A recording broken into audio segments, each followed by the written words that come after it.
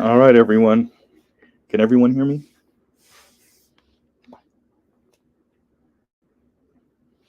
Let's see. Mr. Z's first live stream.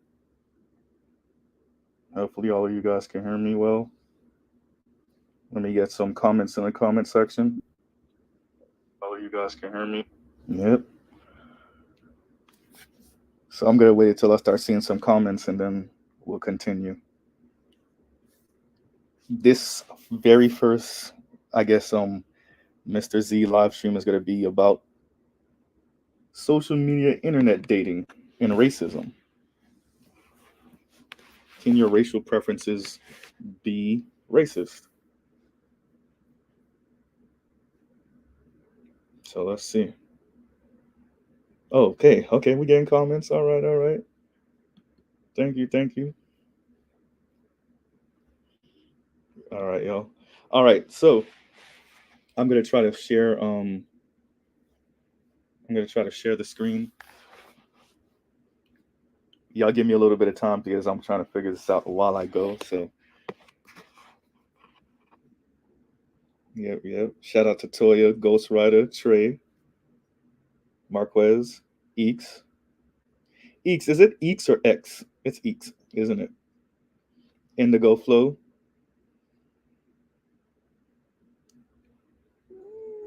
Yeah. Speaking of eat. Yeah. My producer, my girl, in the background making noises, trying to figure things out while we go.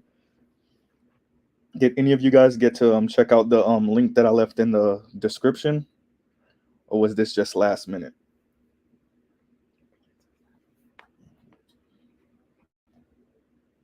So yeah, so I've been reviewing for the past, let's say, 3 4 days, like 5 days, a lady named Jennifer Lundquist, PhD in sociology and demography. So this is the type of person you want when you're speaking about dating and the internet.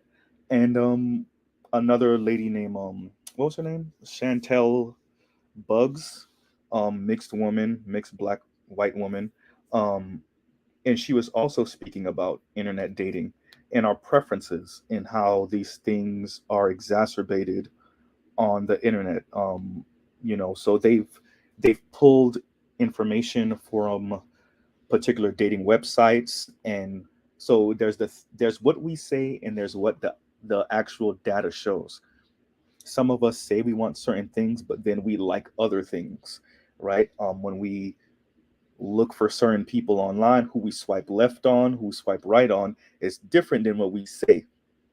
And as Miss Chantel was saying, like, women, all women, not just white women, but all women have a thing for white dudes with beards, right? And Miss Lundquist was saying, which was also both. By the way, both of these women are PhDs in sociology, and Miss Lundquist is also a PhD in demography, so she has a double PhD.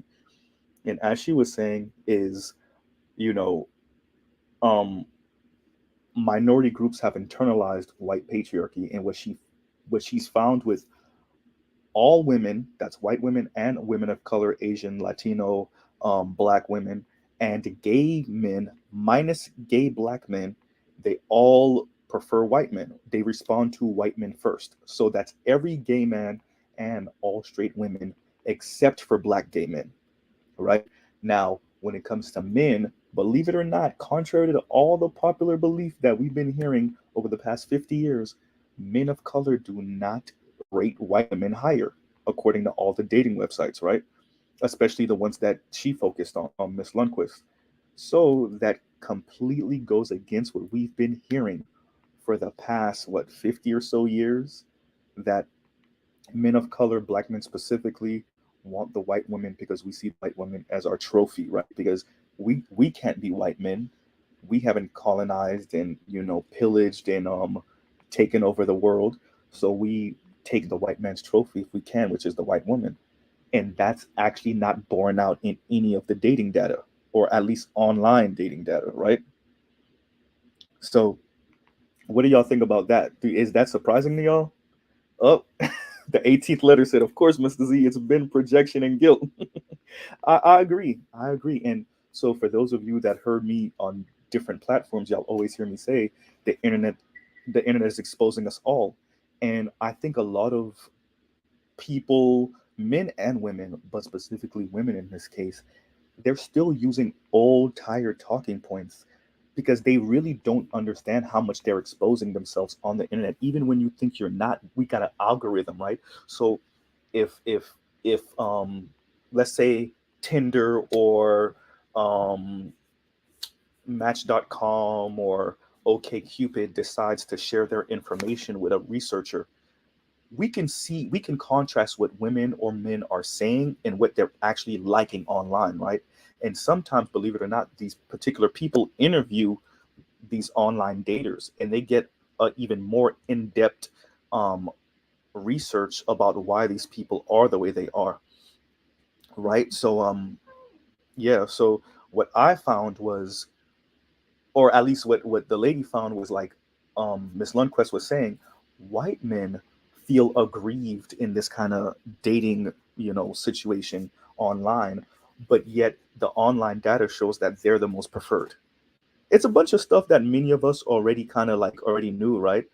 But it's different when you suspect something or when you think something, and when the actual information comes out that proves what you're saying, right? Oh snap, we got BGS in here. I'm gonna try to bring some of y'all up in a minute, but right now I'm trying to figure out how to share the screen because I want to actually share some certain parts of this real quick. um Make sure that you guys can see what I'm talking about, because you know I don't want it to just be all talk. I actually want people to hear PhDs confirming what people like me and BGS and Art New Style and Nameless and all of us, pretty much, Charles, we've all been saying, right? So it's nothing new per se, but it's still it's still good to have PhDs and whatnot say what you've been saying, right? So let me see if I could bring this up and then share it. Let me timestamp it because I know where it starts. Okay, let's get that ready. And then, wait a minute. We're gonna make sure that we could get y'all to see what I'm seeing in a minute. All right. So y'all let me see if y'all let me know if y'all could wait a minute. Okay. Let's see. Mm-hmm. All right.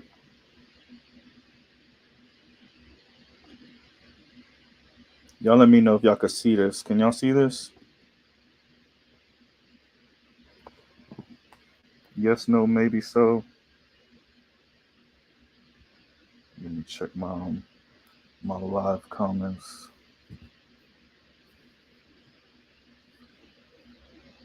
Y'all let me know. Can y'all see this? I'm gonna I'm gonna play it in a minute. I just want to make sure we can see this. Nope, nope, not yet. Okay, well, let's see. I mean, I clicked something wrong. Oh, there we go. Because I didn't share it yet. There. All right. Now, can y'all see it? Hopefully, y'all can see it now. I'm gonna play it in a minute. Y'all know Mr. Z always gonna bring y'all some obscure stuff that most people aren't talking about, or we're talking. Still no. Okay, let's see. Let's see if my editor, my girlfriend, can figure it out. Okay. Mr. Z, an old man right now.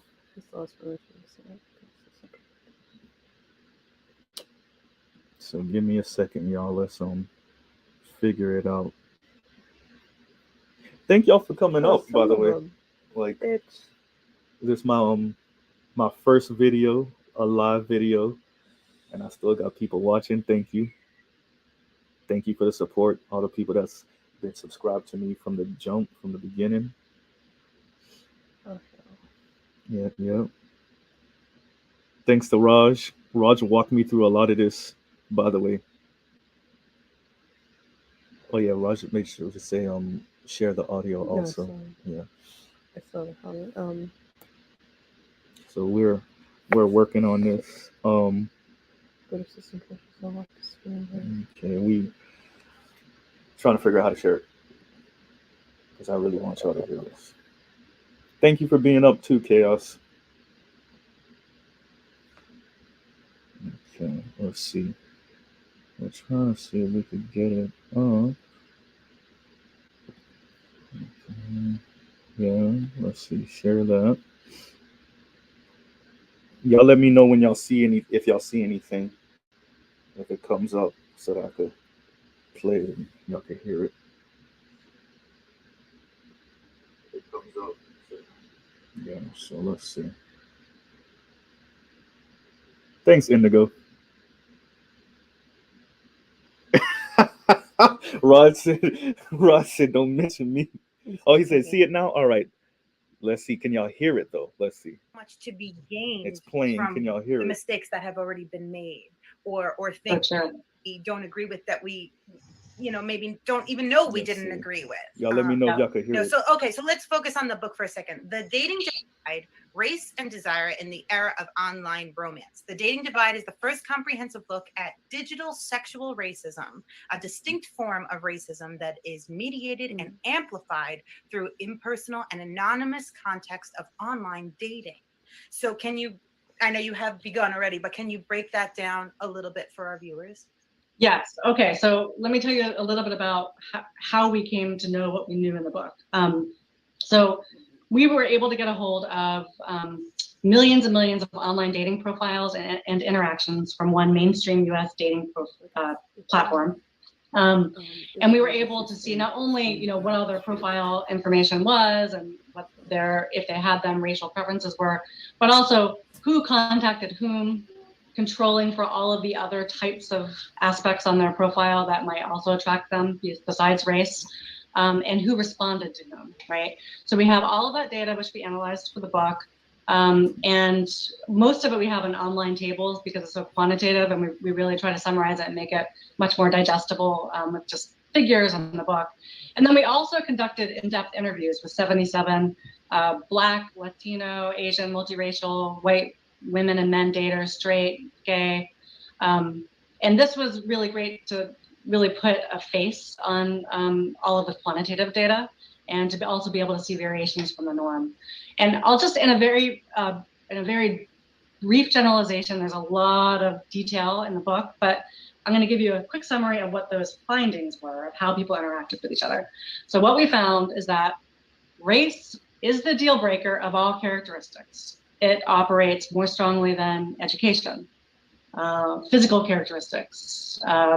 It is the deal breaker. And one of the things that we often found, which I thought was interesting in interviewing, especially many of the white men, is this aggrieved feeling that they were disadvantaged in online dating, and that they were being ignored. And yet in our quantitative analysis, we find that white men are the most desired of all men.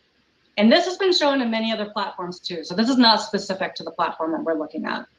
Our quantitative analysis showed that almost all women or all women of all races and almost all gay men, actually Black men did not show this, that their preference was strongest for white men. Now this preference for white men was statistically significant for other races, but especially strong for white women. But I found it really interesting that women and gay men of other races would respond first to white men and only secondly to men of their same race. So on the other hand, when it comes to preferences for women, so if we look at the ways in which straight men and lesbians, who their preferences are, who they interact with, et cetera, we found that unlike for men, whiteness was not the defining characteristic per se, but the defining pattern was for same race preferences, so contacting others of the same race. Men of all race and lesbians of color do not seem to have a first preference for white women, but their same ethnic group. And unlike straight women and gay men, they're also more open to people from all racial groups, and this is really important, except Black daters. So we document a persistent and specific anti-blackness that operates among the sexual preferences of white, Asian, Hispanic, multiracial, straight men, and gay women. We have lots of theories based on our interviews for why this may be, but basically, in terms of why is it that white masculinity is so highly valued, more so than, say, white femininity, because we assumed that if given racial hierarchies and norms around hegemonic beauty, that white femininity would also be highly valued. But what we find is that white femininity does not carry the same kind of appeal across all groups, in large part due to patriarchy and gender norms, right? So the association with white masculinity is not just associated with sexual allure, but it also symbolizes economic and cultural power in a way that femininity generally does not, right? In our interviews, while there is plenty of resistance to this among individuals, we also see that this sort of valorization of white masculinity is really something that's been internalized and reproduced by marginalized groups as well. So that's a sobering finding. Right. So do you ever...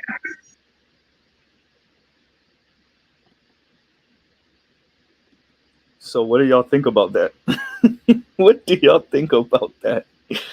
Man, I am like so not surprised. So in other words, we've been lied to. I mean, most of us kind of already knew, some of us not so much. By the way, can you guys still hear me? You guys can hear me still? Yes, no, maybe so. Just want to make sure. Mr. Z is on his old man thing, so I just want to make sure I'm good with the technical stuff. Really not. It's my girlfriend working in the background. Any comments about it? Yes, no? Okay. So yeah, so we're not surprised, right? Like, this is what we thought it was. We've been lied to. So it's not, like I was saying earlier, it's not that women want, it's not that men of color, black men specifically, want white women as trophies. It's that oftentimes women of color, black women specifically, want white men as trophies. And this is a white middle-aged woman, double PhD, mind you, in the correct fields. This is not a PhD in linguistics. This is not a PhD in health and human services, or and I'm not insulting those people. I'm saying she has a PhD in the correct fields to speak about online dating, demography, and sociology. I think if she had a PhD in psychology, that would have been even greater. But either way, what she's saying is that essentially white men's conquest of the planet hasn't affected men the way we think when it comes to what they find attractive and appealing in women, where it has affected women and how they find certain characteristics appealing. This also puts in context all that, well, y'all ain't built Wakanda talk, right? Exactly, Raj. That's the white supremacy that was taught across the country showing itself, right? Exactly, right? And so the question then becomes, and I know a lot of people don't care, but I actually asked myself this question. I actually asked my girl this question earlier. Are people in general self-aware enough, right?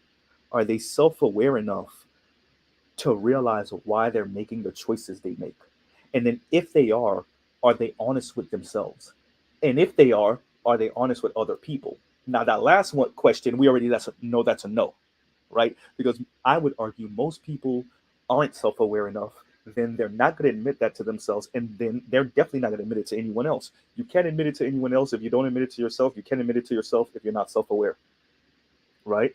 So I really wanted to share that with y'all because I think that is like supremely important to like stress that this is pretty much what we're dealing with in the dating scene for many of us. And I mean, the question is online dating that much different than in person, right? If you bump into someone in person, a black woman, white woman, Latina woman, whatever, and you find her attractive and you try to chat her up and get her number and go out, I haven't been online dating. I did meet up with someone that I used to know in high school, and we went on a date because of the internet, but like straight up going on Tinder and like or one of these websites and meeting someone I don't know at all. Yeah, I haven't done that. But yeah, so like any you know, do you guys think that it's really that different in online dating, or is it something that's a little bit more, this is what it is, like this is not too far outside of the norm, right? Like what are you guys experiences with that, for those of you that have been online dating? And shout out to y'all that brave the internet, right? And meet people you don't know. And um yeah, I couldn't do it. I couldn't, be have someone talking to me crazy that I barely know, right? And I want to see if I could play another clip for you guys in a minute. I'm trying to make sure I'm trying to timestamp it right. So give me 1 second here. Let's see. Okay, yeah. All right. Let's see. I'm gonna try to share this. Uh, give me 1 second. We'll see. Mm-mm-mm-mm. Yeah. So, yeah. So this is nothing new and surprising, but this also strips people of plausible deniability. And y'all know how Mr. Z feel about plausible deniability, right? So like, yeah, this and that's a lot of why I am speaking the way I am when it comes to these type of things, because I want us to have a real conversation. And I don't think that, I don't think that's what we're dealing with right now. We're dealing with a bunch of people that don't want to have a real conversation, right? Um, they just want to speak the way they do and kind of pontificate about things that are not accurate, or they feel, or maybe they experienced, but that is not a representation of what's actually going on. So y'all let me know if y'all could hear this and see this. Let me share this. Um, let's see. Can y'all see this? I'm about to play it in a minute. Can y'all see it though?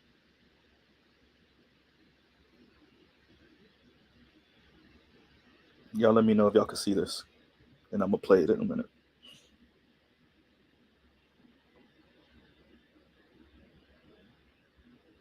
Yes, PK, it's my first live stream. As you can tell, I'm all rusty and stuff. No, you can't see it. Okay, give me 1 second. Then let me see. Let's see. Share. Let's see.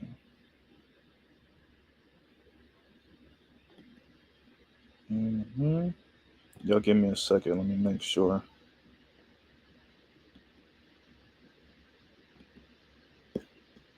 All right, now let's see if y'all can see it. I think y'all can. I'm gonna play it in a minute. Oh, yep, that's it. All right. Let's see if y'all can hear it. Also, y'all let me know. Here we go.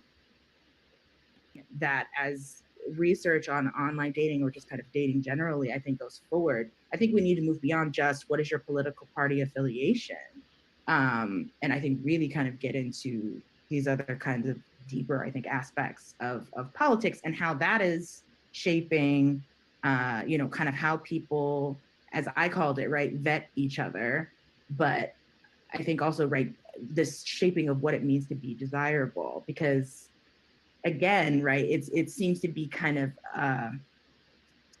confusing, right, that people want people who are, I mean, they'll say they want people who aren't racist, who aren't sexist, who aren't XYZ, right, because that's what you're supposed to want, right? But then they seem to have like this kind of like confusion or this like disjunction where they still desire, right, kind of cisgender heterosexual white men, and particularly with the women that I interviewed, there was a lot of desire for like white men with beards, like this very particular aesthetic that they were like very attracted to. So so there's kind of all of those aspects, right? So So y'all see that, right? That so yeah, I'm not surprised. There's nothing surprising about that. As you can see, what she said is there's what you say you want, and then there's what you actually want, right? And like as you can see, these women want white dudes with beards. Can anybody say colonizer, please? Notice it's not the men that want particular type of women. It's the women that want particular type of men, right? So yeah. I'm doing this. I'm gonna call him out. Mr. Z is gonna call him out. I'm doing this for Mahogany Pink. I'm doing this for Lexus Exodus. I'm doing this for a Real Talk with Yanni, for Chrissy, for Crystal and Karazin. Oh yeah, Mr. Z calling them out. Y'all full of crap. See, the whole time y'all been talking like, no, it's you men and you haven't done this. And I actually said this on the breakdown once. These sisters ain't comparing black men to Latino men or to Asian men per se. Yeah, every once in a while they'll sprinkle out something, but black men earn more than Latino men, so that's not a good talking point, right?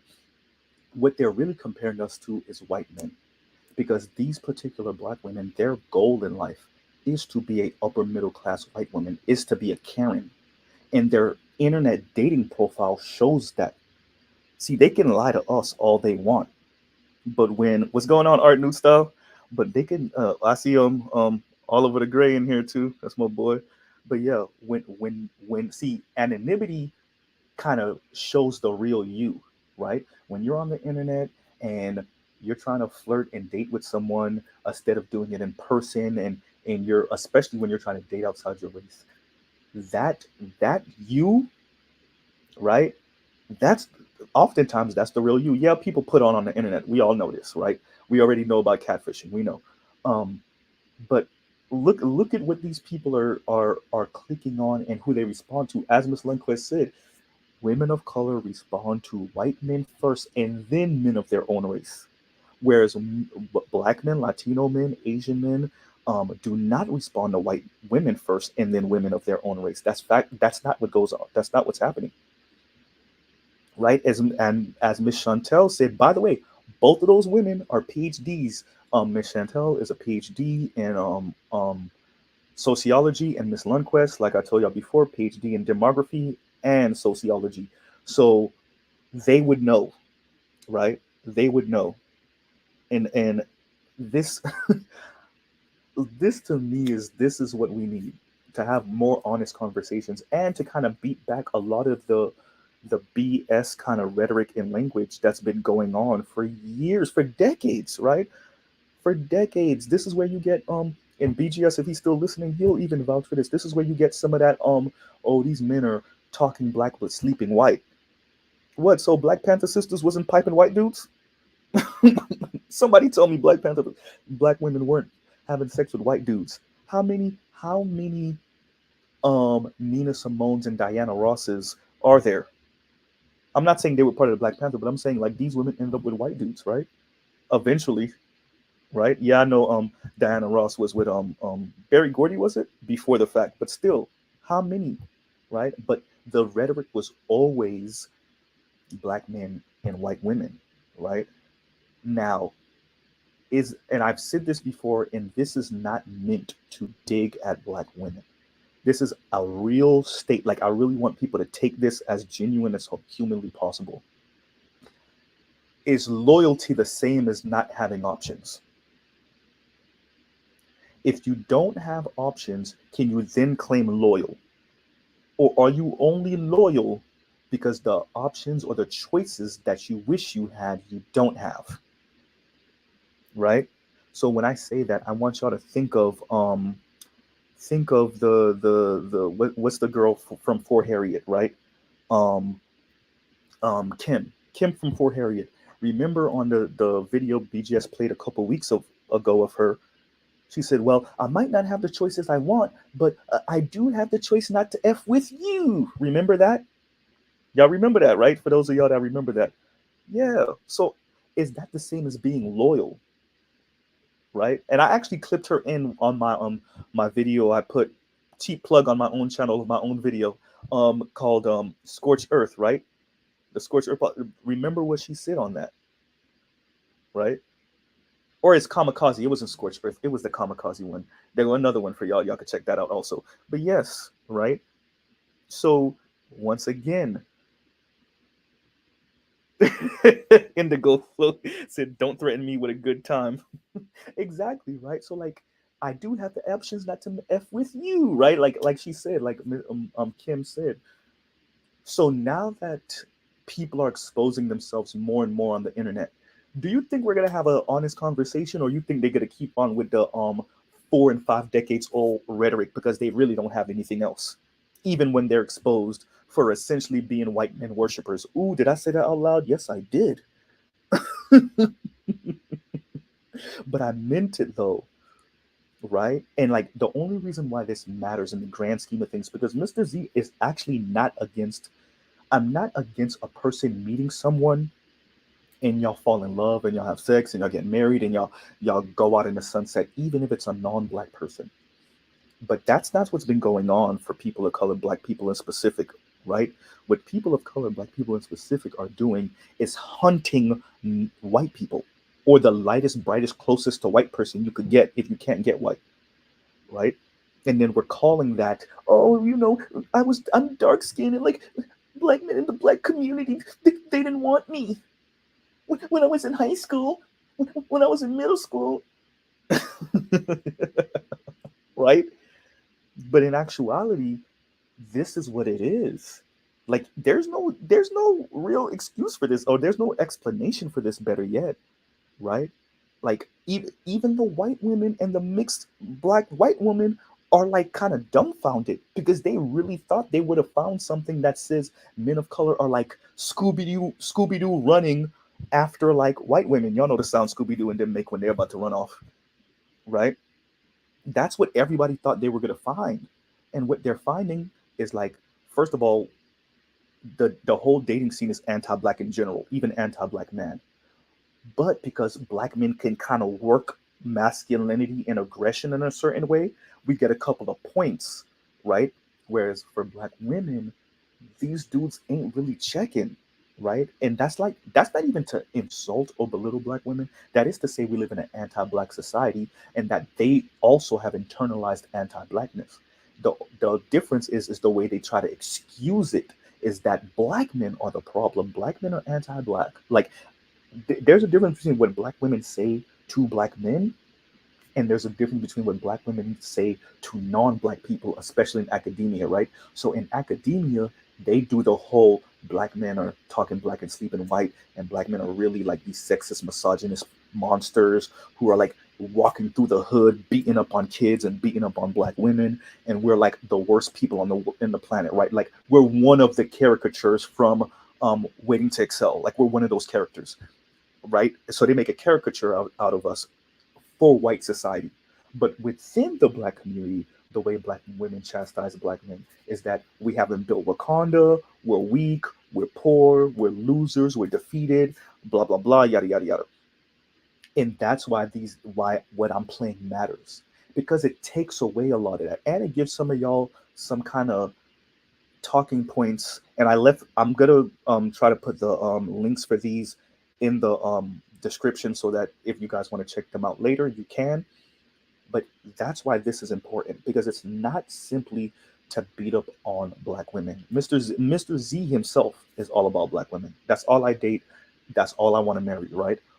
But I understand the black men that are kind of like, yeah, nah, I'm not gonna limit myself to that, because these black women are sounding like they're obviously their social media profiles, their dating profiles, where they're responding to white dudes first, and men of their own race second, right? And once again, like I said, not surprising. It's just the lies that were being told for years, for decades, right? This particular type of online dating has been a thing for about 2 decades now. I'm not saying online dating's only been a thing for 2 decades. BGS and Art New Style and all the older brothers in here. I'm saying this level of online dating has been a thing for about 2 decades now. I'm talking about the Tinders of the world and stuff. That's what I'm saying. And people are exposing themselves, and it's not men. As I said before, like there's no more juice in that orange, right? So some of these talking points, there's no more juice in that orange. right? So like, it's I I kind of feel sad for some of the young black boys and young black girls in the future, because the young black girls are gonna be wondering why these young brothers ain't messing with them, and it's because your foremothers were talking crazy for decades, and then we had information like this to show they didn't really want to mess with us in the first place. Like almost like, I think the best way to describe it, I'll give y'all a story, short story. I used to work at a park, and at the park there was this really smart brother. You wondered why he was homeless, or he at least act like he was homeless, because and he gave certain stories. I'm like, that's not a homeless story. That's a like he gave lectures at schools, and I'm like, wait a minute, that's not. Wait a minute, you look homeless as hell, and whatever. But anyway, shorter story. Trying to trim it down. Um, I was speaking to him, and he gave me this story about his his neighbor was a black Dominican cat, black Dominican dude having sex with a Haitian girl, black Haitian girl. The Haitian girl was in a full blown relationship and living with a middle aged white dude. So once again, white dude has a black Haitian woman living with him, and the black Dominican guy is having sex with the Haitian girl who's cheating on the middle aged white dude. Now, when the white dude starts to suspect it, the black Haitian girl calls the cops 911 on some harassment thing against the Dominican guy. Now, y'all tell me that's not some 1940s, 50s, maybe even 60s white woman stunt, where a white woman would be having sex with a black man, right? And then call the cops or claim harassment or claim, let's say, sexual assault when her husband starts to suspect it. And her husband possibly could get that man killed. And oftentimes that is what happened. The reason why I bring that story up is to say this is a black woman that pulled a white woman's stunt, right? And you wonder if that's always been the goal, is to have that type of social power, right? So when you see this type of information coming up, right, and it's undeniable, this is not something that's conjecture, right? We're pulling the information off of the internet that you clicked on, right? We're pulling your information. Hey, you went on Tinder, let's say 200 guys were on Tinder, and you clicked no to like all the black guys except for one or two, and you clicked yes to so many white guys, right? Like, that's your information. We're not making this up. This is what you're saying with your actions.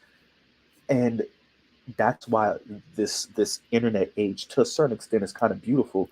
It's just, it makes it so much more difficult for people to lie, right, on the internet, right? People will put on, but let me see what you're let me hack your phone, hack your laptop, and I can find out the real you, right? Yuval Noah Harari, who BGS put me on to, when he played his lecture at the World Economic Forum. I want to say, what was that, 2020, maybe 2019? um Yuval Noah Harari said, soon a lot of these things are going to know you better than you know yourself, and they don't have to be perfect. They just have to know you better than you know yourself. And the algorithm is getting good enough where it might know you better than you know yourself. I know oftentimes we'll see something pop up and we were just thinking about it, right? And oftentimes people be like, yo, it got to be my Alexa spying on me. It got to be this spying on me. No, you're just that predictable, right? You're going down a road that millions of people have gone down. When you click video A, then you click video, let's say C, then you click video L, like, or you click video N. There are people that have come before you that have done the exact same thing. So the algorithm already kind of knows that that's where you're going to go, right? They said something like 70% of the suggested videos. So 70% of the next video people watch is suggested on YouTube, right? And how many of us oftentimes just let that video play out? Excuse me, let that video play out because we're like, oh yeah, well, I guess, this is something I probably would have clicked on.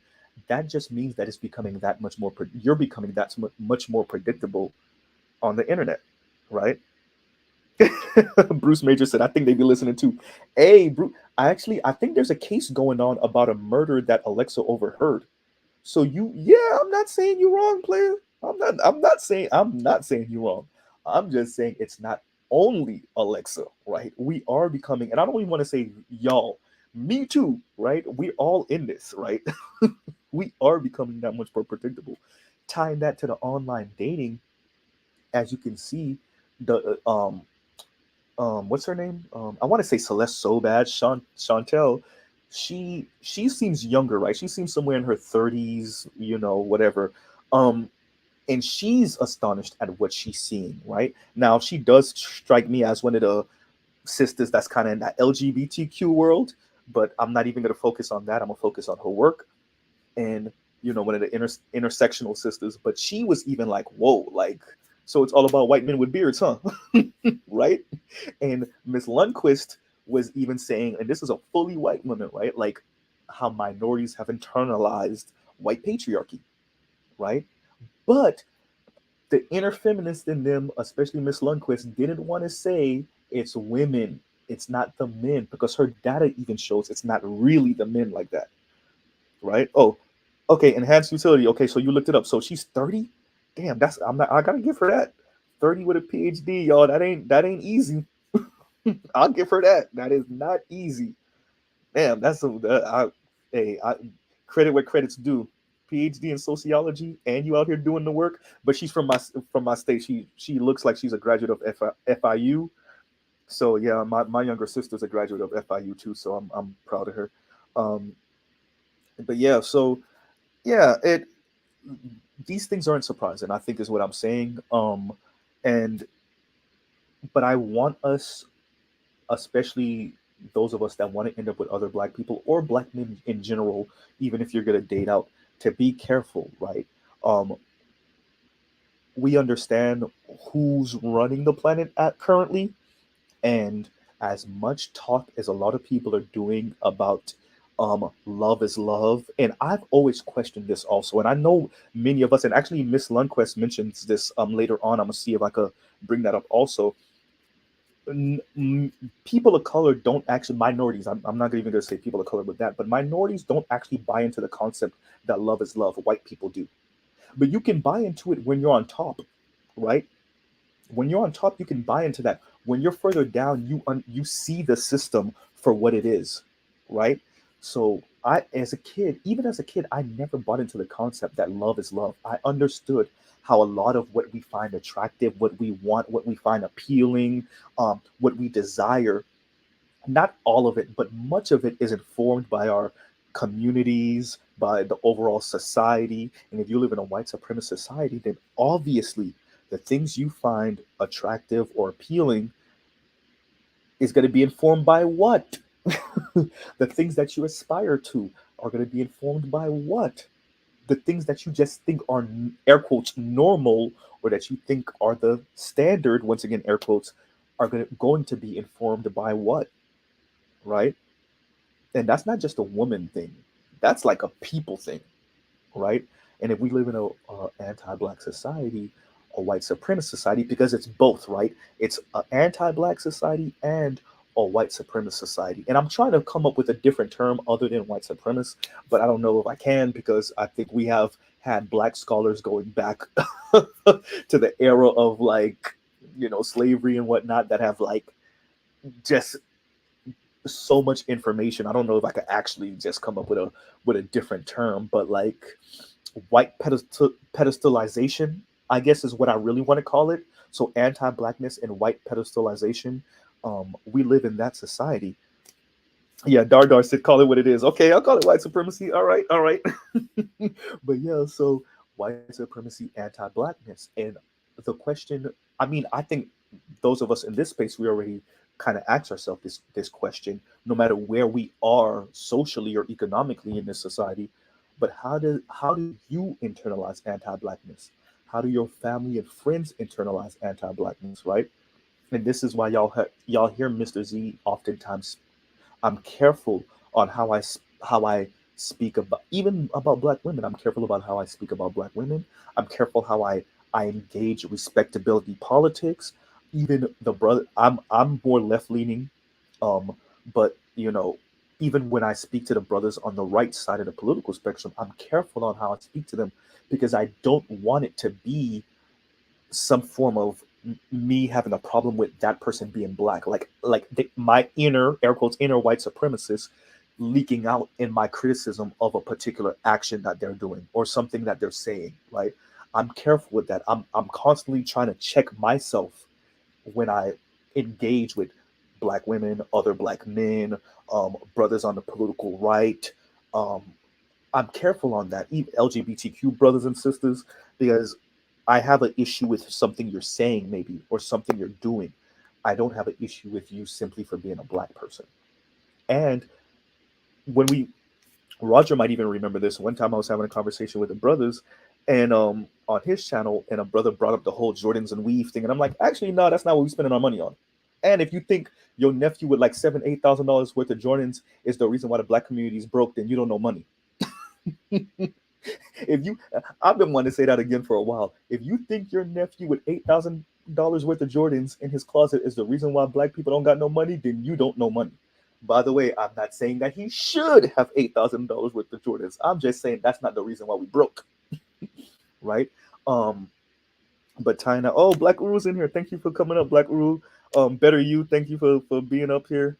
Yeah, so like saying all of that, it's I'm careful on how I criticize or critique. Critique is a better word.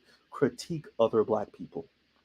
And I'm saying that as a person that acknowledges their flaws, right? And that's another way of continuing to humble myself, is to remind myself that nigga, you ain't perfect neither. Right? You got some flaws too. Right? So, and that's how you kind of keep it together. I don't know how much of that is going on the other side of the gender divide, though, right?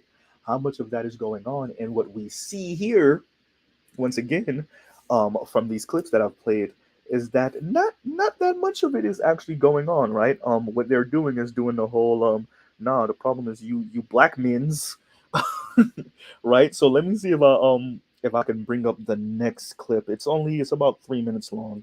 No, it's actually less than that. It's about 2 minutes and something long. See if y'all could hear that in a minute. Give me 1 second. Let me set it up here. Okay, give me 1 second. All right, we're gonna share this again. Y'all let me know if y'all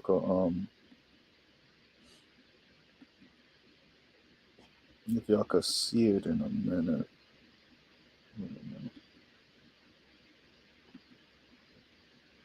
Okay, here we go. All right, here we go. Hopefully y'all can see and hear it. And norm circulates and what kind of value circulates and how people internalize them. So I'm curious, Chantel, what do you think of it?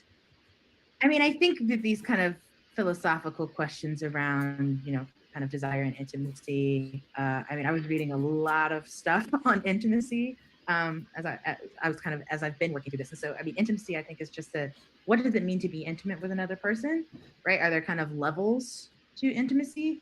And can we, I think, kind of hold perhaps a willing, sorry, my dog. Can we hold, I think, a willingness to have sex with people of certain social demographics in the same, I think, kind of category as being willing to have a close, romantic, committed relationship with that person, potentially, marrying them? Because I think in a US context, marriage is still kind of held, right, as the most, the highest level, I think, right, of intimacy one can achieve, right? It's definitely the most prioritized culturally, even though, right, there's other ways, right, that people have committed relationships. Because it certainly showed up in my research, right, that there was, I think, a little bit more flexibility in who these women were willing to have sex with versus who they would be willing to have committed long-term relationships with. And some of them, that was perhaps more intentional than others. I think some of them, they didn't realize when they were telling me who they had sex with versus who they had, dated seriously long-term, and that there was this pattern. There were definitely a number of women who they didn't realize that was the pattern until they were being asked to kind of talk about it. I feel like the men tend to be a little bit more perhaps aware, I guess, of like their, you know, kind of like explicit sexual preferences. But yeah, I think we have to be cautious about just because you're willing to have some level of intimacy, whether that's friendship or have sex with someone of a different race, that I think doesn't mean that you don't, you know, operate in these discriminatory ways, or even that your desire of them, right, sexually isn't rooted in some kind of problematic logic. So, in other words, so when I first heard that, the first thing that came to my mind was Ginny Mai before her and Jeezy became a thing, right? For those of you that don't know, Ginny Mai was on The Real. It's the Asian woman who's now married to the rapper Young Jeezy. Um, and one time they were speaking about relationships and sex and whatnot, and she said something like, "White meat as the main course and black meat on the side." Now, obviously, this is before Jeezy and whatnot, but it gives you an idea of how a lot of women think about men and how a lot of people think of kind of the race thing, right? Race in dating, which is like you marry white, right?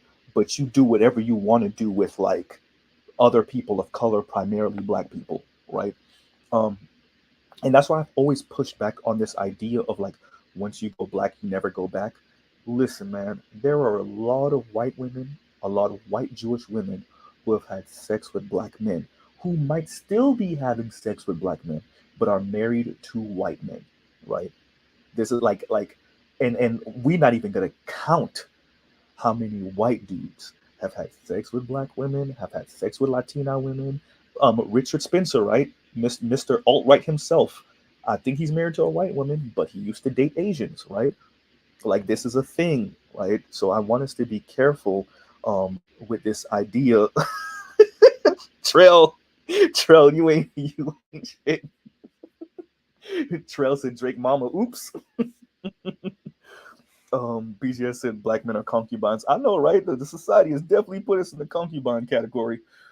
But yeah, so like this is something that we have to be careful of. And I really want to stress this. Did you catch what this mixed white black woman said? That's a real as hell. Men seem to be more self-aware of their preferences and what they're doing than women are. That's a woman saying that. In other words, men are more self-aware about who we rank as, excuse my language, fuckable and who's marriageable. Whereas women, I don't know what's going on in the whole woman mind emotions thing, but they're less self-aware. And it's interesting because she said she even had to pretty much walk them through like, don't you notice that you keep on having sex with this, but this is your ideal marriage type, right? And I don't know if Black Rule remembers, me and him had this conversation on Rogish's show before, and I actually asked the question. This was what, like 7 months ago, maybe 6 7 months ago, where I asked the question where like, do you think black men are more self-aware than black women when it comes to this? And what it seems like, it's not even a black man, black woman thing, it's a man woman thing, right? Because women of color seem to be women of excuse me, men of color seem to be more self-aware about why we put these people in these particular categories, whereas women, they're just whatever, right? They're just like, or at least they pretend to be whatever, but the gold standard still is white, white dudes, right? And for those of you that caught the video earlier, my stream earlier, um, white dudes don't think they're preferred, as, or at least when they're interviewed, they're playing coy, like, oh no, I'm just some lame white dude and ain't nobody checking for me. When actuality, right? And for those of us that have worked with white dudes, we know they full of crap, right? We know what they be saying in the mail room, in the file room, but then they get out there and you put a couple of cameras in front of them, or you put a mic in front of them, and all of a sudden, no, I'm just some regular white dude, just doing my regular white dude thing, and then you get a couple of drinks in him, and he'll tell you how he smashed Keisha, how he smashed Consuela, how you know what I'm saying. So like, oh, what's going on, Kev from Black Men Being Brutally Honest in here.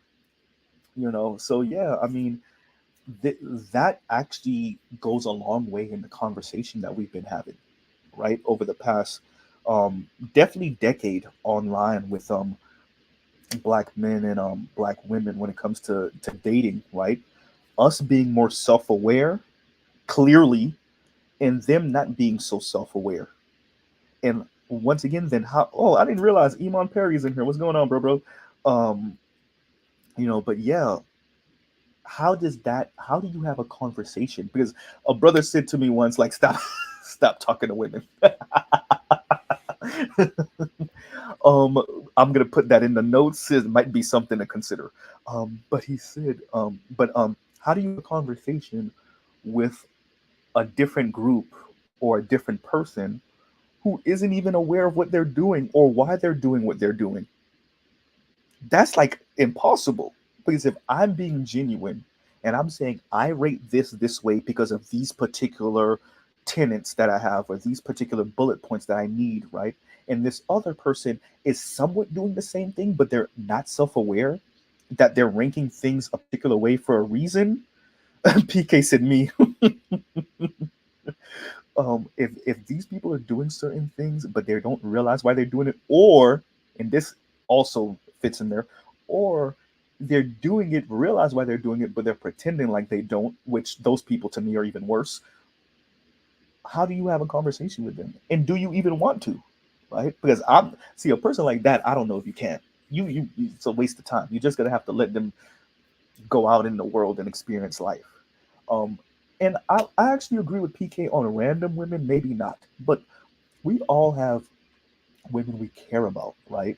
A friend, a family member, an ex-girlfriend, maybe, that you still care about, and you don't want to see them suffer, right? And so sometimes you try to give your words of wisdom, and it either falls on deaf ears or yeah, like it, or it's just they just got to go through it, right? And yes, so talking about Gus T Renegade, thank you, Art New Style. um Gus T interviewed an Asian chick years ago, years and years ago, and I think, because I want to say it was two different Asian women, or it was the same woman but a couple times. And I remember her saying something like, it was either her mother or her grandmother who she had a conversation with about race, and she said she wakes up she dreams about being white. Right? And like that's crazy, right? Like these are like not an Asian woman, but like these are the women that like go to school with you, right? Or in church with you, right? Or that work with you, like having at best a low level contempt for you. And you wonder why, for those of y'all remember the BET episodes of the Boondocks when they would always be bowing to the white people whenever they walk into the room, and even the white people were kind of cringing. Like many of us have experienced that with mothers or aunts or grandmothers. Um, like they'll be talking to their boyfriend or their husband or their son like he ain't nothing. Their nephews, you know, or their brothers like they're nothing. And the second any random white dude passes by, this switch interview voice, right? And like, what are you teaching the boys? But then what are you teaching the girls that witness that, right? Your niece, your daughters, right? Your granddaughters, when they see that, when they see how you just spoke to their uncle or to their father, but then the random dude, white dude that came to put the cable in, um, or to lay some pipe, did that on purpose. You speak to him with the interview voice, right? So yeah, Dardar, I didn't see that with my mom. My mom's not about it, but I've seen that with a couple of aunts. I've seen that with a couple of aunts also. Oh, for those of you, Dardar said seen that with my grandmother. But yeah, yes, Black Uru. Let me read that also. It confirms how powerfully influential the environment is on females, and it is. And I think we're witnessing that. I think with the beauty once again of cameras, of camera phones, of the internet, of all this technology that is everywhere now, right? It's ubiquitous now. is that it's capturing all of these things that black men either suspected or that we knew and we wrote about and we put in movies, but now it's only being confirmed, right? It's only being confirmed. And I think that is something that it's going to be harder and harder to box us in. Y'all know my thing about the moral high ground. It's going to be really difficult for the masses of black women, especially black feminists, to keep on claiming moral high ground when we continue to have all these data points that say, actually, nah, right? Actually, you're a human being and you're not maybe worse than anyone else. That's never been Mr. Z's argument. The argument is always that you're not better than anyone else. And like Uru said, like the environment does affect you too. So that's why you hear Mr. Z oftentimes stresses late stage capitalist society, neoliberalism, right? White patriarchy, and these things, because there's no way that everybody else is affected by these things. White colonialization and black women are the only ones that's like, because they say intersection. What is intersectionality? Like a bulletproof vest that keeps them um from being affected by these things? I say not, right? I say not. I don't think so. I don't think so. So and that's why I speak the way I do, because it's really about saying like you're no better than anyone else, you know. My girl is sitting next to me and she's like, "Why are you speaking in a third person?" I don't know. I do that. Okay, Okay. that's fair. I just want to know. But yeah, I do that all the time. But yeah, so like that that is part of the conversation that we're having. It's to say, hey, you're not morally superior to us. You intersectionality hasn't so skewed your worldview and so informed you that it's made you kind of this like morally superior, like you sit on a moral pedestal above everyone else, and you can dictate down what air quotes the right thing to do is, and the right, like you don't have the right perspective on everything just because you're a black woman or a black LGBTQ woman. And we're seeing that more and more. BLM anyone, right? You know, and then, so what did Oliver the Gray say? The environment is powerfully influential on people who aren't steadfast and have no how do you oh yeah. So see it showed me Black Uru's comment while I was reading um Oliver the Gray's comment. But yeah, so yeah, true. I think I know what he was saying, but yeah, so yeah, I mean, but aren't okay? I don't want to make this comment, but I have to. Aren't most people influenced very easily by the environment? I mean that is somewhat of a good thing, but we obviously know how it's a bad thing. But I would argue about 80% of the population just sways with the wind, right? And like, so if the stream or the river is flowing to anti-blackness, then that means most people will get caught up in that, including other black people. Now because we're black, we will just frame it a little bit differently, just a smidge differently than everybody else who isn't black. But even with that, as many of you can see from some of the content that we've been covering for the past few years, even black people are saying the exact same thing as some of the most, virulent, drooling at the mouth white racists, right? Even other black people are doing that. And we can definitely see the rhetoric coming from particular black women, right? So yeah, I mean, that goes without saying. Let me see. I think I had one more clip I wanted to play for you guys. Let me see if I could bring it up. But yeah, so like that's a thing.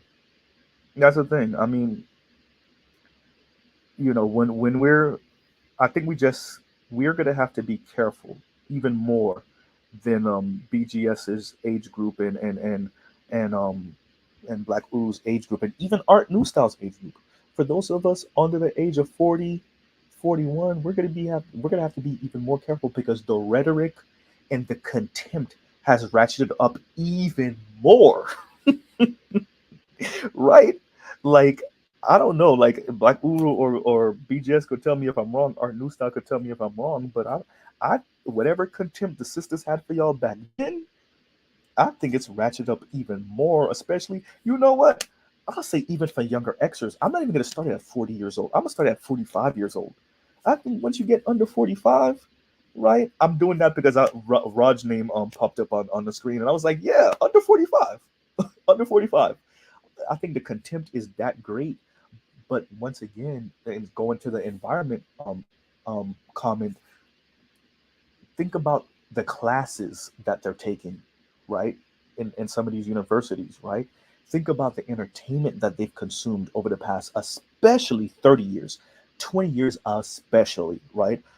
Think about all of that they've consumed over the past couple decades, and you tell me how the environment wasn't going to lead to this particular kind of worldview, right? I think I'm gonna do another.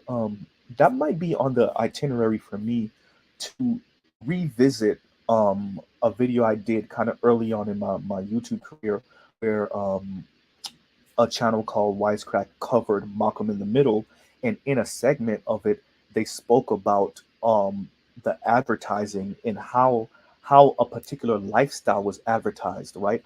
Upper middle class to rich lifestyle, but it was advertised as like solidly middle lifestyle, right? So instead of Roseanne or Malcolm in the Middle, which were really middle class lifestyles, white American lifestyles at least, um, we were shown as black people, we were shown, Fresh Prince of Bel-Air, right? To the point where people didn't realize that Uncle Phil had a $10 million house, bro, as a judge. I'm not saying impossible. I'm just saying I know judges. I like literally I have judges in my family, a couple, literally two. And them niggas ain't got no $10 million house player. Right? So yeah. And yeah, I remember Aunt Viv was a professor, yes. But yeah, my relative that's a judge, his wife is an attorney. And yeah, they don't got no $10 million house player. So you know, if you're an adult, the way that hits you when you're 20 something, 30 something years old is different than a 15-year-old, a 10-year-old watching this same show, right? Watching the same program, and how they then kind of dissociate what money really is, what $10 million really is, what $1 million house really is, what a $2 million house really looks like, right? Because for those of us that know about this inflation and these house prices, what a 700, what a $500,000 house look like, right? So I think that's one of the major issues that we're having also. So let me see if I'll share this last little bit. I want to say I don't remember sharing this earlier. Hopefully I didn't, but I'm gonna play this and then y'all let me know. Y'all let me know if y'all can hear it in a minute. Give me 1 second. Let me play this. Um, Hopefully y'all can see this. Okay. All right, here we go. Prison, who dies at the hands of the state, Actually, what let's our bring health that back. outcomes are, Black Americans. And in many states, this was also fear and anxiety on the part of white Americans who feared that racial mixing in a post-bellum setting of the United States would threaten their social and economic status in a society that is built upon white supremacy. This was at the same time that eugenic science was becoming widely embraced by scientists, and academics. And this resulted in the proliferation of anti-miscegenation laws, which really became intensively enforced from the early 1900s through the 1940s. These legally regulated who could have sexual relations and marry whom, with its primary focus being separating white Americans from Black Americans. And in many states, this was also extended to police whites from intermixing with Asians, Latinos, et cetera, felony offenses. So anti-miscegenation law was the core mantle of Jim Crow policy in the United States. And in order for it to be legally enforced, it had to further define and construct race into a series of much more highly specified racial categories. So this is all to say that the invention of dating and the invention of race in the United States happened together. And in this book, we argue that modern notions of romance have been inevitably and deeply imprinted with racialized desire and calculus of the United States. So anti-miscegenation law was struck down in the US in the late 1960s, along with other Jim Crow era laws that legalized racial segregation across all facets of our social and economic life. But racial apartheid lived on in the United States, but structurally in terms of where we live, where we work, where we go to school, what our opportunity structure is, who goes to prison, who dies at the hands of the state, what our health outcomes are, life expectancy, and it infuses our belief systems and our social hierarchies. So when the dating market began to move online, and now arguably with the pandemic has become all more entrenched in our culture, here we see one more crucial step away from that third-party oversight in courtship choices, with the internet now being the primary way that couples meet in the United States. It now surpasses every other single way of meeting, which until the internet had been primarily through families, friends, work, schools, etc. All of those ways of meeting were highly dictated by pure regulation, and in a still highly racially segregated society, were very racially homogenous. So we were really interested from an intellectual perspective in the beginning of this project. What are the implications of the movement online of the dating market for the erotic life of race? Online dating in theory has no segregation, but how might daters themselves perpetuate and reproduce and amplify the racial hierarchies and prejudice from the offline world? And also, we wanted to know how can it be an agent of disruption of the racial order as well? So these are all questions that our book explores. We examine millions of online dating profiles and interactions from one mainstream US dating platform. And it was those interactions of who contacted whom and who responded to whom that really interested us, because that gave us full data on what people actually do in their private lives rather than what they might say they do, say in a survey. We also conducted interviews of 77 Black, Latino, Asian, multiracial, white women and men, both straight and gay, in order to enrich our quantitative data and also to be able to see variations from the norm of the quantitative data. So we devote a chapter in each book. Mm-hmm. So what they say and what they do, two different things. So once again, nothing that those of us in here aren't, we're not surprised about this, but it does feel good to have a PhD, and once again in demography and sociology. So for those of you that didn't hear me earlier, that weren't in earlier, the young lady on the bottom has a PhD in sociology. The woman that was speaking, that's Dr. Lundquist. She has a PhD in demography and sociology. So these are the type of people that you want to have these conversations, right? If you want someone to say something, it's going to be someone that has a degree in these particular fields of study, and that way you're not hearing from somebody that has a PhD once again, and I'm not belittling these things, but a PhD in linguistics or a PhD in something way outside of this particular set of things that we want to discuss. And so yeah, like essentially, like in my own crass way, what she's saying is like people are full of shit. We say certain things and we report certain things, and when you poll us we'll say certain things, or when you interview us we'll say certain things, but then when we're in the privacy of our own phones or of our own laptops, when we're internet dating, what we say we want and what we actually click on or swipe on are two different things. Once again, none of us are surprised, but I actually believe, I don't know so much about Miss Chantel, Dr. Chantel, which is I'll call her Dr. Buggs because that's her name. That's the young lady on the bottom. But Art Newstall said, "Oh no, not the degree talk." Yes, Art, we got to give respect to the degreed people. Look, if you have a doctorate, that year of schooling, all those years of schooling and studying, I will respect that. I don't care if I disagree with you. I still got to respect it.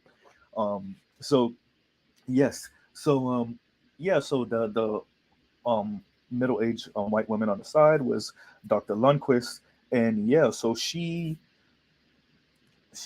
telling you what it is. She actually did research on this, and I think she's really taken back by the findings, right? Because if you were told certain things and you kind of heard little murmurings coming out, you're a white woman, right? Like a whitey big white woman, and you hear certain things from from the black community or certain black women you might have worked with or whatever, and you hear them speaking, right? And you might have caught a glimpse of a black television show or black movie, and it portrays black relationships in a particular way, and then you actually go and do the research on this kind of dating divide and racism in the dating world, which I don't call it racism. That to me is not racism, but that's a different conversation.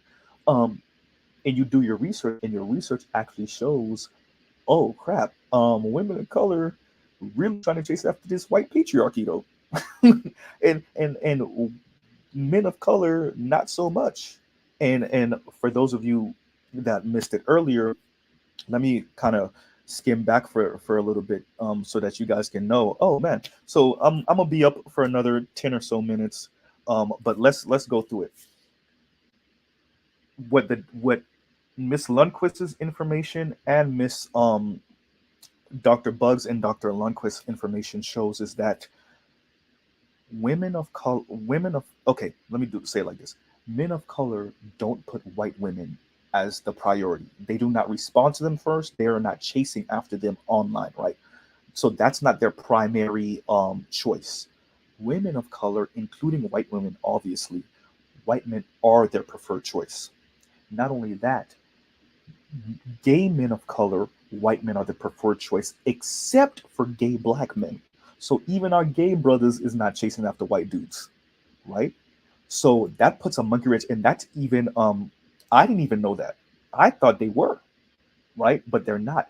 Oh, and by the way, thank you guys for correcting me about Dr. Phil. I never knew that Dr. Phil kind of was making his own I mean, I said Dr. Phil, excuse me. Uncle Phil was making his own money on the side before he was a judge on Fresh Prince of Bel-Air. So I didn't know that. So that would explain a little bit more about the mansion. But going back to the topic, so yeah, but here's the flip side, right? Lesbian women of color also do not prefer white women. They prefer women of their own race. So this is a very heterosexual women thing, not even just women of color, because that would exclude white women. So this is about heterosexual women and gay men of color, gay men in general. Let me say that again. Heterosexual women and gay men minus gay black men, right? So this is about them and what they prefer, right? So all the rest of us, including lesbian women, are over here actually looking for someone we actually find attractive, we actually find appealing outside of their status in society because of their race. Whereas heterosexual women and gay men of color, once again, minus um, black gay men, are all chasing after white men, right? Now, that doesn't mean every single black woman, every single Latina, every single obviously white woman or Asian woman. That doesn't mean every single one of them. It's just the trend, right? And like Miss Lundquist was saying, we don't go to individual cases. We're sociologists, right? Um, so this is what it is, and I wanted to bring this to y'all today. Number one, so that we can combat a lot of these talking points about how black men are all out here chasing after everything but black women. Actually, contrary to popular belief, right? The data shows something different, lady, right? I also wanted everyone to kind of see what it is when actual PhDs in the subject matter research the subject matter, instead of some PhD in something else telling you how she feels because the brother that she liked in high school wasn't checking for her, right? So when PhDs in the actual subject matter look it up, right? So I definitely wanted all of y'all to check that out. Once again, thank you all for coming and supporting me. Um, man, like I didn't know I was gonna get up to the number I got up to. I got up to 100 today. So, and that thank you for the stream. I'm gonna continue. I'm gonna try to do this.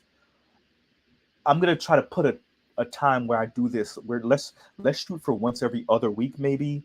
For the live streams like this, I want to do it more than once a month. So let's shoot for maybe once a week or once every other week for the actual live streams. Thank y'all for coming up, man. Thank you a lot. Um, you know, Let me see what Black Uru said. So when you combine all sexual preferences, black men are the most race loyal non-black non-white people. Yes, yes, yes. That, I mean, me and you already spoke about that, Black Uru. Yes. And contrary to all the BS rhetoric coming out for the past 50 years that I know you heard throughout your life, I know BGS heard throughout his life, I know Art New Style heard throughout his life, I know Raj heard throughout his life, I definitely heard throughout my life, is we're the least race loyal. In actuality, at least in America, we are the most. When you combine straight black men, gay black men, we are the most race loyal, right? Because it's not, when people focus oftentimes on that marriage, that interracial marriage number. I asked this question earlier, and see, Black Uber didn't let me stay for another few minutes, but I asked this question earlier, and it's a self-evident question. If you have a lack of options or choices, does that automatically mean that you're more loyal? And because what oftentimes happens is, because we live in this anti-black society, black women know oftentimes what these Latino men, Asian men, and white men see them as. And it is messed up. And that is sexist and racist, right? Combined, right? So, but that's not the argument they're making. The argument they make is that they're more loyal than black men. Is it that you're more loyal than black men? Or is it that these white men is racist as hell and you would like to date them and end up with them and be with them? Um, but the problem is that you know how they view you, because once again, anti-black society, right? Like, actually, as a matter of fact, let me see if I, because I did have a I was watching this interview and it looked like it was from Canada, um of a bunch of, like, you know, I want y'all to hear this. I want y'all to see this. Let me see something. Let me let y'all hear this real quick, because it was a bunch of people of color talking about this kind of racism versus dating thing. I'm gonna tell y'all what it came off like to me, like at the end of the recording. So I don't want to tell y'all what it sounds like to me. But I'm gonna play this real quick. This is gonna be the last thing I'll play. I'll give my little commentary afterward, and then I'll back out.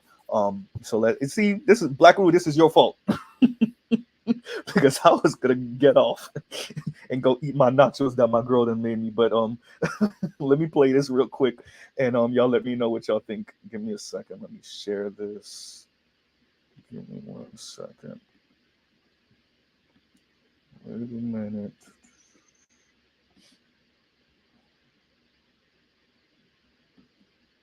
Okay, there we go. Welcome to Living in Color. I'm your host, Farah Nasser, and today we're joined by Hadia, Roderick, Andy Huang, Haran Vijay Anathan, and Tasha Wilkes. And they are all POCs, all in the dating scene on dating apps. Now, in a blog post by one of OkCupid's co-founders, he compiled statistics that showed that when it comes to race and attraction, Black women and Asian men are found to be the least desirable compared to other races. So let's get right into it. Hadia, I'm going to start with you.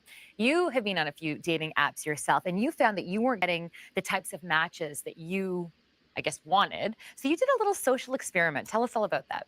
I did. So I'd been on OkCupid, as one does, joined, in a pit of desperation at New Year's Eve, and signed up. In my first 3 days, I got about 5 messages, and this doesn't seem like the flood of messages that people had described you would get when you'd sign up for these dating sites as a woman.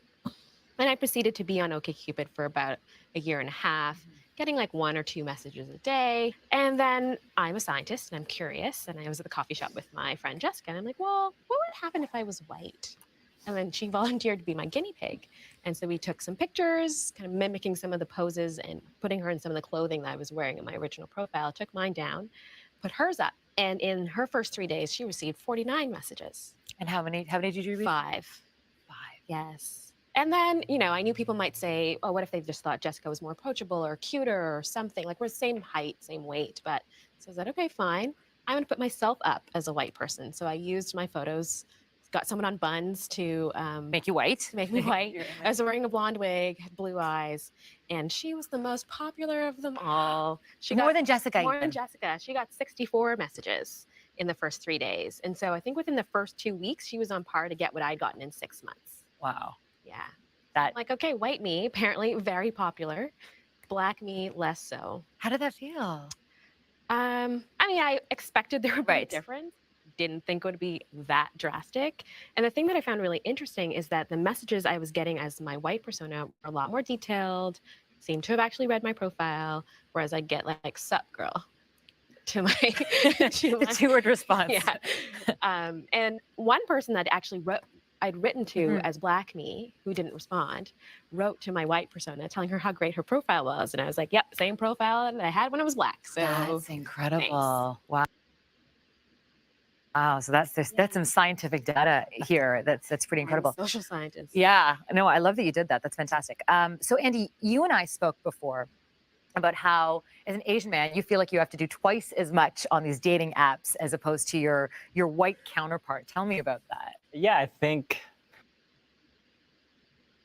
I do have to do a lot more work, as in initiate more of the conversation and show the person that I'm, exciting and fun and interesting, especially when it comes to an interracial kind of partner versus my friends.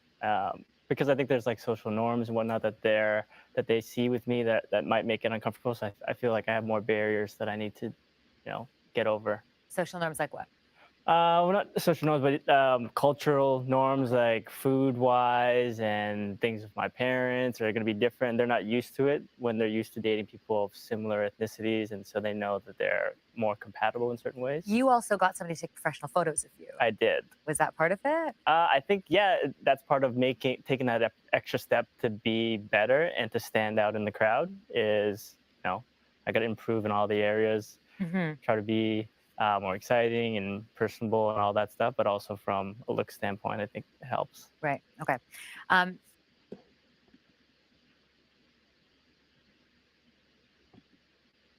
So I'm gonna let y'all put in the comments what y'all heard and what y'all saw from that. I'm not gonna put it yet. First of all, let me go through all of the gray ain't shit, because he said I'm like a pastor saying one more verse. That was hysterical. K Cut was like, was it K Cut that said looking like them the Wayne's brothers with the makeup? Was that you, K Cut? That said that shit was hysterical. But I'm gonna let y'all let me. What was that? Caleb. I think it was K Cut or Caleb that said that. But that shit is hysterical. Y'all let me. What y'all saw there? Because I'm gonna tell you what I saw. I'm gonna let y'all put these comments up first. LaShawn, I'm not even gonna respond to that. I'm not. You know what I saw there? I saw desperation for white people. I saw begging. First of all, why y'all can't just end up with other people of color? Okay, y'all want to date outside y'all race. Why can't it be that sister end up with an Asian dude, because y'all keep on throwing them in our face, right? Or the Asian dude end up with, because we saw what that was. So that Asian dude end up with a black dude or a Latino dude or whatever. I don't know about the Indian cat what he was on, but whatever. Or the light skinned sister, I'll let y'all know she plays the whole, oh, I'm light skinned, so like black men treat me like so nice and whatever, but like white people want to use me because I'm a safe color. And like, so she does the stereotypical light skinned Mariah Carey looking thing, which is like white people see me as safe and white men see me as safe and black men see me as a trophy type thing. So she just pretty much says what women like her have been saying for decades, whatever. But at the end of the day, all I hear from all of them is pining for white acceptance. That's what I hear. See, my phone even dinged me just now and said, yeah, you're right. My phone practically gave me a thumbs up just now. Right? Exactly, Black Rule. Always the victim, bro. Like, even when, air quotes, even when you're the preferred choice, you still find a way to play victim with the preferred choice. Stop it. Stop it. That's lame. Right? Yeah, well, yes. Black Rule said she basically, let me read that comment again. She basically said she wasn't getting enough attention from non-black men. Yes, right? And like, in her own way, I wonder if there was a real thing as a truth serum, and you stab these people in the leg with it, right? And like you only ask relationship, dating, and sex questions. We're not gonna get off in there in the other things in our life, and right, but we're just gonna ask like those type of questions. How much would all this come out to be like, but the white man ain't checking, right? How much would that just pretty much come out to that, right? But I'm about to end it, you guys. Thank you once again so much for coming up and sharing some time with me. God damn, an hour and a half. Thank you so much. I didn't know I had. Shout out to Raj. I want to give this time to shout out people that have been messing with me from the beginning. That have been riding with me from the beginning. Oliver the Gray, which is my boy. I know him in real life. Black Uru has always been kind. Indigo, Better You, the Roger Report, definitely. Roger Report been on my ass, like pushing me to get my shit together on YouTube. BGS, Charles Faulkner, Nameless, the Nameless Protagonist, and Gold Professor, who were the first two people to suggest that I start a YouTube channel. Angry Man was one of the first people I ever spoke to online. He probably don't remember that. But yeah, thank you to all you brothers. Art New Style, who's always been generous. I see you as a professor, Art New Style, because you are. Yeah, all the arts, Art and M more too. So all the arts, Artisan, we got to get that next race in. I know he's not listening, but hopefully he'll catch this later. Yeah, so thank all of you, Toya, just all of you, AB, AL. I'm forgetting people. Am I giving like a award speech right now? My girl is looking at me like, yes, you are. But yeah, thank all of y'all, man. Thank all of y'all. And yeah, so I'm gonna end it right there. And y'all go ahead and share this.